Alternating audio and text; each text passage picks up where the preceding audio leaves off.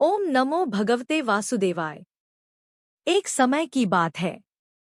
धर्मराज युधिष्ठिर ने भगवान श्री कृष्ण से विनम्र भाव से पूछा, हे मधुसूदन, माघ मास के शुक्ल पक्ष में आने वाली एकादशी का क्या नाम है? उसका क्या महत्व है और उसकी कथा क्या है? भगवान श्री कृष्ण मुस्कराए और बोले, जया एकादशी का महत्व। हे राजन, माघ मास के शुक्ल पक्ष की एकादशी को जया एकादशी कहा जाता है। यह एकादशी सभी पापों का नाश करने वाली, भूत प्रेत योनि से मुक्ति देने वाली और मोक्ष प्रदान करने वाली है। जो मनुष्य श्रद्धा और नियम पूर्वक जया एकादशी का व्रत करता है, उसके जन्म जन्मांतर के पाप नष्ट हो जाते हैं। प्राचीन काल की कथा। हे युधिष्ठिर, बहुत समय पहले की बात है। स्वर्गलोक में इंद्रदेव का राज्य था। वहां देवताओं के साथ अनेक गंधर्व और अप्सराएं भी निवास करती थीं। उन्हीं में एक गंधर्व था, माल्यवान, और एक अत्यंत सुंदर अप्सरा थी, पुष्पवती। दोनों संगीत और नृत्य में निपुण थे। इंद्र सभा की घटना।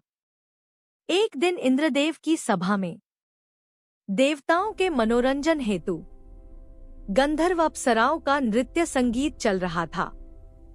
पुष्पवती नृत्य कर रही थी और माल्यवान गान कर रहा था।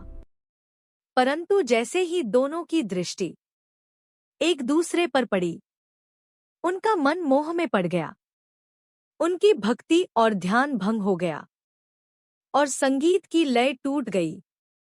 इंद्रदेव का क्रोध। इंद्रदेव यह देखकर अत्यंत क्रोधित हुए। उन्होंने कहा, तुम दोनों ने सभा का अपमान किया है। काम और मोह में पड़कर अपने कर्तव्य को भूल गए। इस अपराध के कारण तुम दोनों को श्राप दिया जाता है। तुम पृथ्वी पर जाकर भूत पिशाच योनि में जन्म लोगे।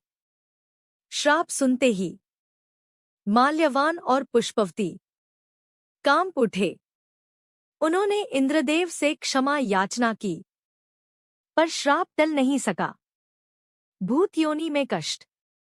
श्रापवश दोनों हिमालय पर्वत के निकट एक भयानक वन में भूत प्रेत योनि में जन्मे।